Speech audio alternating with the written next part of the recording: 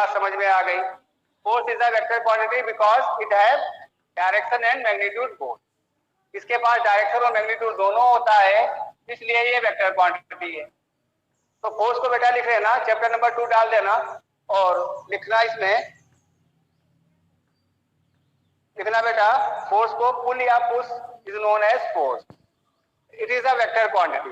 दूसरी बात, इसका जो यूनिट बेटा होता है, यूनिट क्या होता है, जो फोर्स का यूनिट होता है वो अभी आप न्यूटन समझ लो, न्यूटन होता है, इसे न्यूटन कहते हैं। ये साइंटिस्ट का नाम है बेटा, ये न्यूटन होता है इसका यूनिट, इसका यूनिट न्यूटन होता है।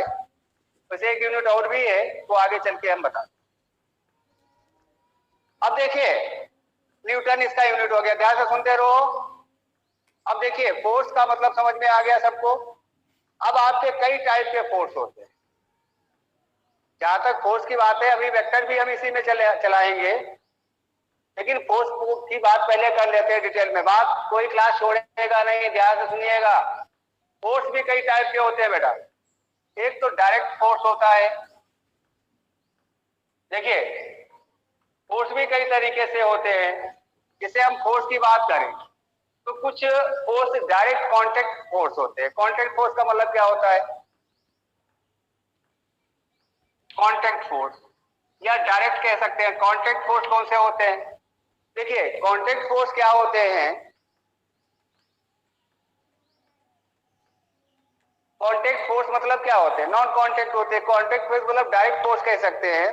कांटेक्ट फोर्स कौन से होते हैं, जिसे टच करने से आते हैं। जैसे हम इस बोर्ड को पुश कर रहे हैं ना, तो हमने डायरेक्ट कांटेक्ट इसके साथ किया, तो ये आपके डायरेक्ट कांटेक्ट फोर्स हो गए। तो डायरेक्ट कांटेक्ट में क्या हुआ, देखो जैसे ये ब्लॉक है, यहाँ पर देखिए आप, ये ब्लॉक है।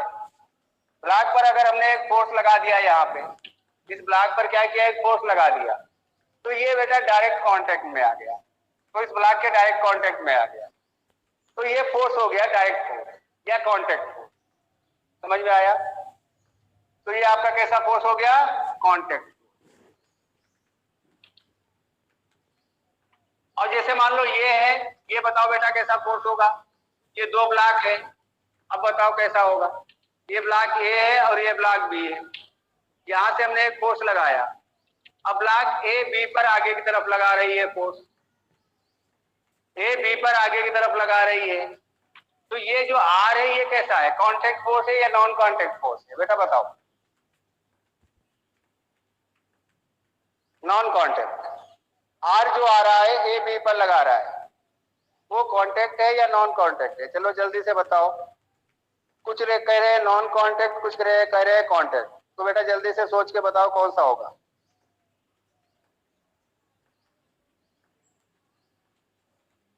इसके बाद एडिशन ऑफ द वेक्टर भी पढ़ना है, ध्यान देना, बाद में पढ़ेंगे।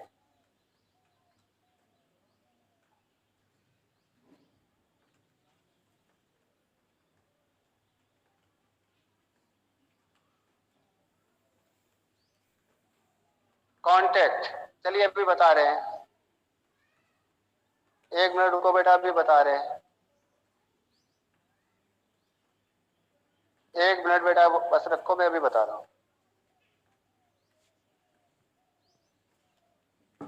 नॉन कांटेक्ट,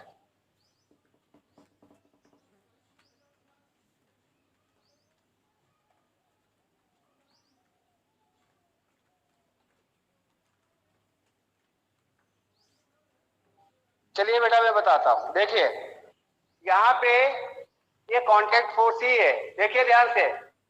ए ने बी को आगे धक्का दिया, देखो बेटा फ्रीज कर रहा है ये। ए ने बी को धक्का दिया, तो ये डायरेक्ट संपर्क में है कि नहीं है बेटा, ये क्या है, डायरेक्ट संपर्क में है, तो ये कांटेक्ट फोर्स हो गया, नॉन कांटेक्ट नहीं है, ये कांटेक्ट फोर्स है। समझ में आ रहा, डायरेक्ट जब टच में रहोगे ना तो वो कांटेक्ट फोर्स है। क्लियर हो गया। इसी तरीके से बेटा आगे और बढ़ते हैं। जैसे मान लो ये ब्लॉक रखी है, ध्यान से देखो, अभी हम फोर्स के बारे में बताएंगे, फिर वेक्टर की बात करेंगे। अब देखिए जैसे ये ब्लॉक रखी है, अब ये ग्राउंड पर जब ब्लॉक रखी है बेटा यहाँ पर, तो ग्राउंड पर जब ब्लॉक रखी है तो ये नेचर की बात है। देखिए कुछ चीजें प्राकृतिक होती है, नेचर होती हैं, उनमें फिजिक्स का एनालिसिस होता है, वो एक अलग कहानी है। जैसे अर्थ जो है बेटा, अर्थ क्या करती है, किसी भी बॉडी को अपने सेंटर की तरफ खींचती है, ये सत्य है। अब इसकी रिसर्च तो बाद में हुई, लेकिन ग्रेविटी जो है अर्थ, वो अपना काम करती है। मतलब वो सभी बॉडी को अर्थ जो है वो अपने सेंटर की तरफ खींचती है। हालांकि बॉडी भी अर्थ को ऊपर खींचती है, वो एक अलग इशू है, वो न्यूटन थर्ड लॉ में क्लियर होगा जाके। तो यहां पर बेटा देखिए, ग्राउंड से नीचे की तरफ एक mg फोर्स लगता है, m इसका मास होता है।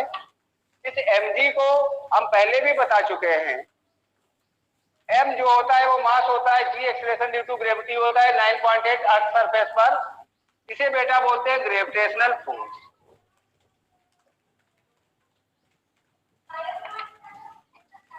ग्रेविटेशनल फोर्स या फोर्स ड्यू टू ग्रेविटी, इसे क्या बोलते हैं? ये सब चीजें याद रखो, आगे इनका सबका यूज आएगा। तो ये क्या बोलेंगे? ग्रेविटेशनल फोर्स या फोर्स ड्यू टू ग्रेविटी। तो किधर है? डाउनवर्ड है, ऑलवेज डाउनवर्ड होती। और एक्चुअल में अगर डायग्राम बना के दिखाए ना, तो ये ऐसा होता है, ये अर्थ ऐसे स्फेरिकल होती है, हालांकि स्फेरिकल नहीं है, ध्यान देना। लेकिन हम फिजिक्स के पॉइंट ऑफ व्यू से इसे स्फीयर ही मान लेते हैं। इक्वेटर पर 21 किलोमीटर ज्यादा होती है। क्यों होती है वो किसी दिन बता देंगे।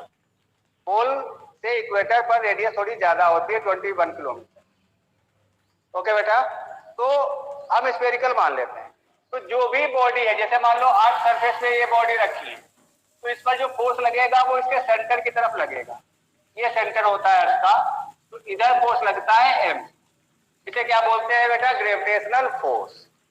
या इसका एक नाम और भी होता है, इसे वेट बोलते हैं। ये कैसा होता है? वेट भी इसे कहते हैं। हालांकि ये जो वेट है या ग्रेविटेशनल फोर्स है, कांटेक्ट फोर्स नहीं होता है, नॉन कांटेक्ट होता है। नॉन कांटेक्ट का मतलब जो डायरेक्ट संपर्क में ना आए, वो फोर्स आपका कैसा होता है? Non contact. तो यहां पर देखो बेटा, mg ये तो ग्रेविटेशनल फोर्स है। तो ग्राउंड से एक रिएक्शन आती है ऊपर R, इसे बोलते हैं नॉर्मल रिएक्शन। ये भी एक फोर्स होता है, इसे क्या बोलते हैं? Normal reaction. ये सब आपको याद रखना है। तो नॉर्मल रिएक्शन कौन सा फोर्स होता है बेटा? जो ग्राउंड से आता है। और ये भी कैसा है? Contact force. जो कांटेक्ट की वजह से आया है, इसलिए इसको किस में डाल देंगे? कांटेक्ट। तो कांटेक्ट फोर्स में कौन सा फोर्स हो गया? जो डायरेक्ट टच से आता है। नॉर्मल रिएक्शन भी कांटेक्ट फोर्स है। बात समझ में आ गई? या डायरेक्ट किसी को पुश कर दोगे? रिपीट कर दें। देखो बेटा, ध्यान से सुनिए मधु बेटा, हम फोर्स की बात कर रहे हैं। तो फोर्स में पुल या push is known as force, ये बात क्लियर है? पुल या push is known as force. अब इसके बाद बेटा अगली बात हमने ये की कि टाइप्स ऑफ फोर्स। तो टाइप्स ऑफ फोर्स में पहला हमने कहा कॉन्टैक्ट फोर्स कौन सा होता है। कॉन्टैक्ट फोर्स का मतलब क्या होता है? जो संपर्क की वजह से आता है। कॉन्टैक्ट फोर्स हमने बात की, क्या किया? टाइप्स ऑफ फोर्स में इसमें कॉन्टैक्ट फोर्स होता है, नॉन कॉन्टैक्ट फोर्स होता है। तो कॉन्टैक्ट फोर्स का मतलब बेटा क्या हुआ? जो डायरेक्ट टच की वजह से आए। जैसे आप किसी को छू करके फोर्स लगाओ तो वो कॉन्टैक्ट फोर्स हुआ, डायरेक्ट टच करके फोर्स लगाओ वो कॉन्टैक्ट हुआ। तो एक तो एग्जाम्पल हमने ये लिया कि ये ब्लॉक है, इस ब्लॉक को हम पीछे से धक्का दे रहे हैं। हम क्या कर रहे हैं? पीछे से इसको पुश कर रहे हैं। तो ये बेटा कैसा फोर्स है? कॉन्टैक्ट फोर्स है कि नहीं है? बात समझ में आ गई बेटा? मधु बेटा समझ में आया? अब इसके बाद में क्या किया? अब दूसरा एग्जाम्पल हमने लिया, इसमें दो ब्लॉक रखी, ब्लॉक ए और ये ब्लॉक बी रखी। हमने इसको पीछे से धक्का दे दिया। हमने धक्का किसको दिया? ब्लॉक ए को। ये एक्सटर्नल फोर्स है, ये एक्सटर्नल फोर्स है। धक्का हमने ब्लॉक ए को दिया, लेकिन ब्लॉक ए तो बी को भी धक्का देगी ना। ब्लॉक ए बी को धक्का देगी कि नहीं? किधर देगी बेटा? आगे की तरफ। बी को आगे की तरफ धक्का देगी। तो इसका मतलब ये जो फोर्स आर आ रहा है, इसे भी रिएक्शन बोलते हैं। इसे क्या बोलते हैं? रिएक्शन। तो ये भी कांटेक्ट फोर्स ही तो हुआ। ये कौन सा फोर्स हुआ? कांटेक्ट। कांटेक्ट से ही तो आया ये। आप समझ गए? इसी तरीके से ग्राउंड पर अगर किसी ब्लॉक को रख दिया जाए, तो mg जो है वो कांटेक्ट फोर्स नहीं है। mg जो ग्रेविटेशनल फोर्स होता है, अगर संपर्क में है बॉडी अर्थ के तब भी लगता है, और हवा में लटक रहा है तब भी लगेगा। जो बेटा ग्रेविटेशनल फोर्स होता है, अगर कोई बॉडी अर्थ के सरफेस पे रखी है तब भी mg डाउनवर्ड लगता है, और उसी बॉडी को हवा में लटका दो तब भी mg डाउनवर्ड लगता है।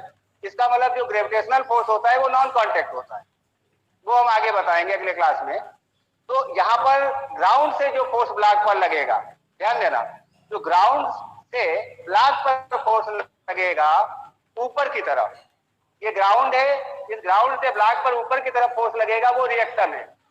ये जो नॉर्मल रिएक्शन है ये कांटेक्ट फोर्स है।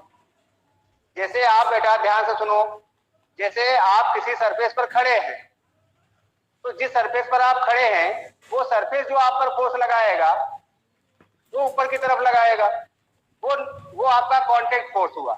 लेकिन जो अर्थ लगाएगी फोर्स ग्रेविटेशनल, वो नॉन कांटेक्ट होगा। अब समझ में बेटा आया कि नहीं?